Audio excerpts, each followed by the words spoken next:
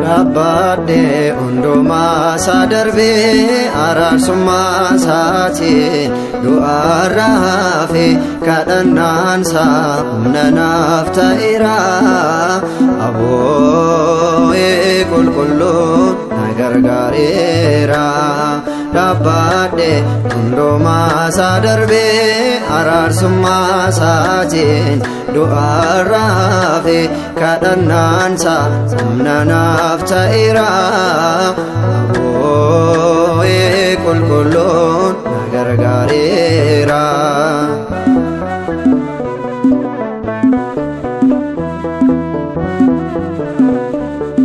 Siif dhume jennaan abdiin godhadhe gadda baay'eedhaan imimmaan lolaase aboo'een dhufe qulqulluun abbaa koo dhibeen koos badee humna argadhaanoo. Dhaabadhe hundumaa isaa darbee araarsummaa isaatiin du'arrafe kadhannaan isaa humnanaaf ta'eera aboo'e qulqulluun na gargaareera.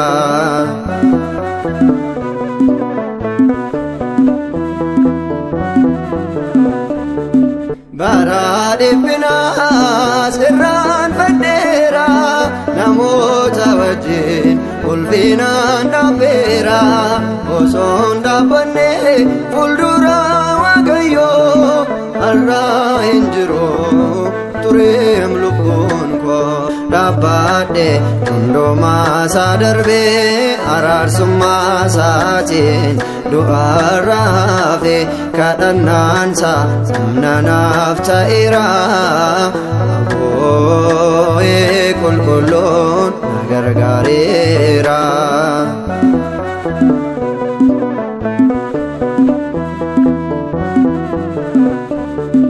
Harka fayyinaa na jajjabeesseera dhukkuboota koos narraa kaaseera waadaa isaatii fi maqaa isaatti amaanee hin quufa bu'ee maqaa kee yoon waame.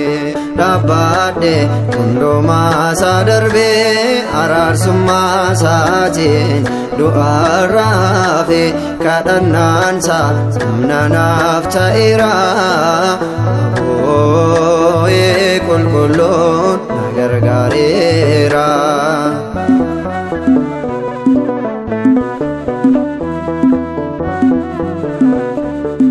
Dhukkuba cubbootiin kan miidhamtaane du'aa dhiphinaan kan eeggatane aboo'e amaa isin gargaara biyyoo keessaayis ol isin kaasa.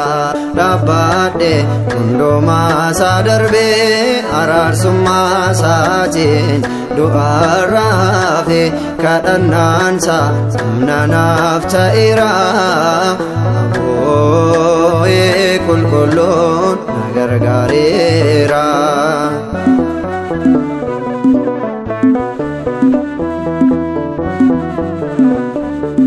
Harka fayyinaan na jajjabeesseera dhukkuboota koos narraa kaaseera waadaa isaatii fi maqaa isaatti amaanee hin quufa bu'ee si galateeffadhe.